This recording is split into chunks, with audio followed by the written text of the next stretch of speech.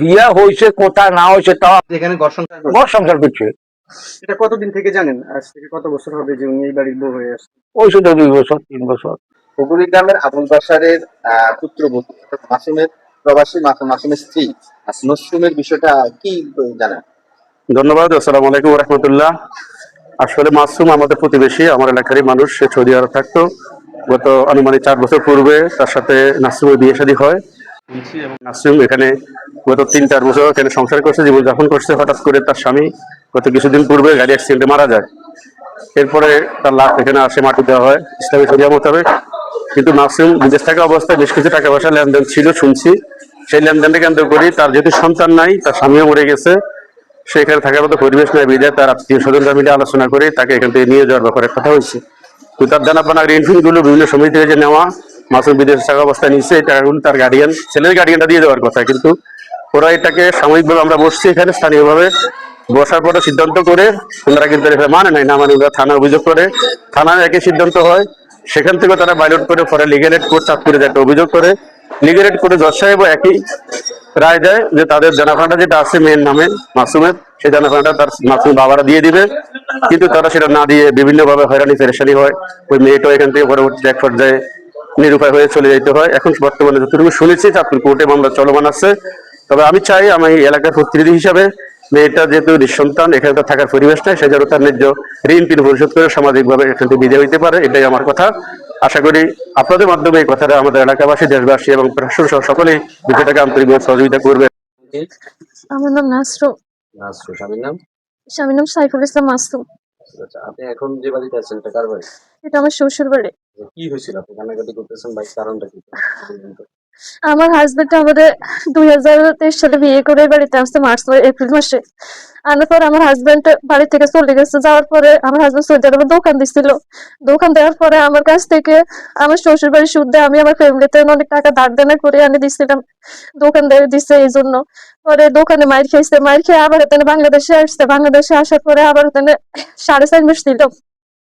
আগে তারপরে তাহলে সৌদি আরব গেছে, যাই তাহলে গাড়ি নিবো, পরে গাড়ি নিচ্ছিল। গাড়ি নিচ্ছে আমি রূপসা বাজারে আমার একটা বোনের গয়না ছিল, গয়নাটা লাগাই দিছিলাম, আমার শ্বশুর সুদে লাগাইছিলাম, টাকা দিছিলাম। এরপরে দিয়ে আবার আমি কিস্তি উঠেছি, আবার আমার দিয়ে 3 লাখ টাকা কিস্তি উঠেছিল।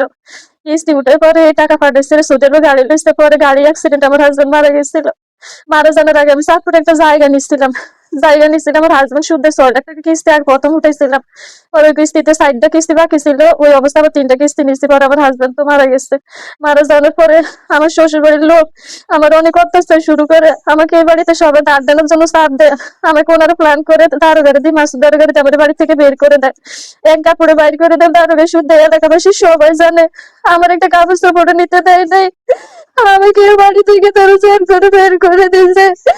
বের করে দিয়ে পরে বাড়িতে তারা তালা লাগিয়ে দিয়ে তারা পালাই গেছে। আমার এখন তারা পালানো চতুর্দিকে তো আমার বাড়ি পালাতে আসে। পরে থানার তো আমার বাইর করে দেয়, তার কাছে বাইর করে দেয়।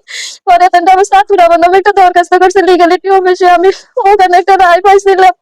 রায়ের পর ওরা ওখান থেকে বলতেছে আমার বিয়ে নাকি সঠিক হয় না, আমি নাকি ভুল মিথ্যে কাবিন করছি, আমার কোনো বিয়ে হয়নি আমার হাজবেন্ডের সাথে। 3.5 বছর আমি এ বাড়িতে ঘর সংসার করছি। তারপরে ওনারা বলে আমার বিয়ে নাকি সঠিক না, জজ বলছিল লিগালিটি, জজ বলছে এটা সঠিক কাবিন।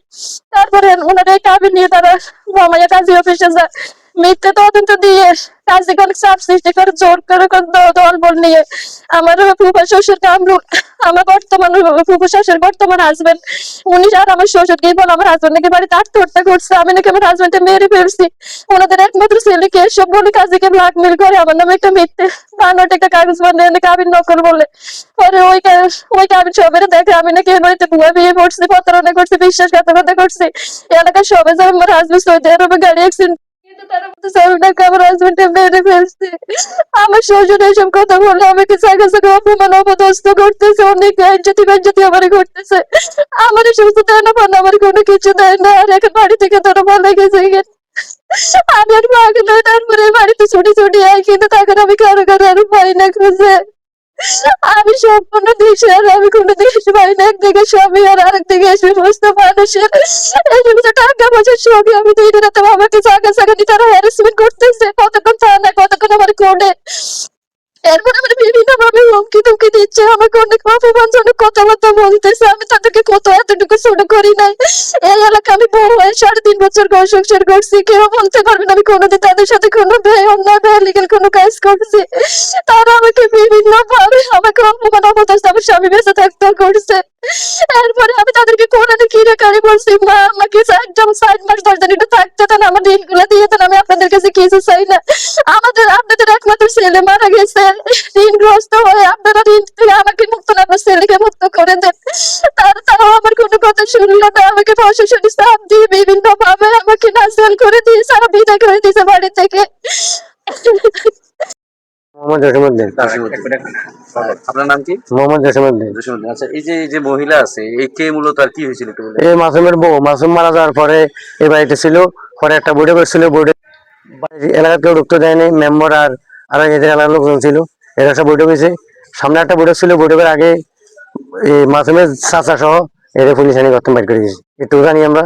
কিন্তু ওই দিন আমি ছিলাম না এলাকাতে, আমার বৈঠকে ও ফোন দিয়েছিল থাকার জন্য, আমি ছিলাম না ওই দিন। পরে সন্ধ্যার সময় শুনছি বৈঠক হয়েছে, কিন্তু সোমবারে এই চাচাটা পুলিশ আনি এর গর্ত বাইর করে দিয়েছে।